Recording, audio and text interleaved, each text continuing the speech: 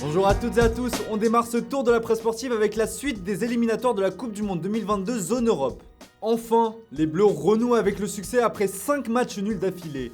Une victoire 2-0 face à la Finlande qui fait un bien fou aux hommes de Didier Deschamps. Ce dernier peut d'ailleurs remercier Antoine Griezmann, auteur d'un doublé et d'une très jolie performance. Le joli coup de Grisou, écrit l'équipe dans son édition du jour. Dans la même veine, la Provence rend aussi hommage aux joueurs de l'Atlético de Madrid, les bons coups de Grisou.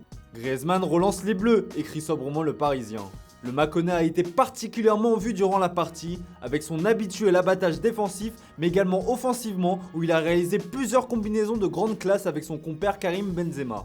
Ce doublé, qui porte donc son total à 41 buts, permet à Grisy d'entrer encore un peu plus dans l'histoire des Bleus, en devenant le 3e meilleur buteur, à égalité avec Michel Platini. De bon augure pour la suite de sa saison avec les Colchoneros.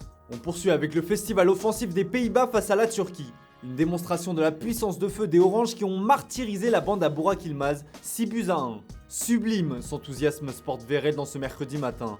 De son côté, le Télégraphe met en avant un homme, Memphis Depay. Car oui, ce succès porte bien évidemment l'empreinte de l'attaquant du Barça qui marche sur l'eau en ce début de saison. 3 buts dont un enchaînement de toute beauté avec David Klaassen et une Panenka qui démontre bien toute la confiance qu'il a en ce début de saison. Tout simplement inarrêtable. Ce réalisme offensif, l'Italie de Roberto Mancini l'envie. A l'instar de l'équipe de France, la squadra azzurra a un petit coup de mou malgré le titre de champion d'Europe cet été et le record d'invincibilité. Ces derniers restent sur 4 matchs nuls consécutifs depuis la demi-finale de l'Euro face à l'Espagne, mais surtout, ils font preuve de véritables difficultés à scorer. Envoie les buts, s'exclame Tuttosport.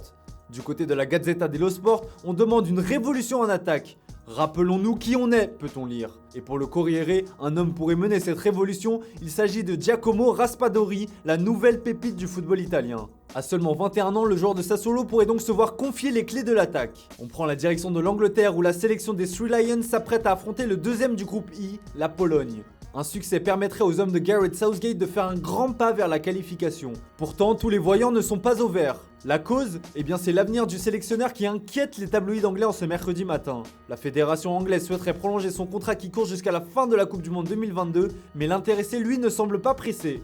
Le tacticien s'est même fendu d'une déclaration pour le moins étonnante en minimisant son importance. Savoir qui est l'entraîneur importe peu aux joueurs, aurait-il déclaré. Gareth Who, s'amuse le Daily Mirror? Je ne suis pas une grosse affaire, renchérit de son côté le Daily Express. Reste à connaître l'avis des joueurs, mais du côté de la fédération anglaise, on reste persuadé que Gareth Southgate est l'homme de la situation, surtout après la finale de l'Euro 2020.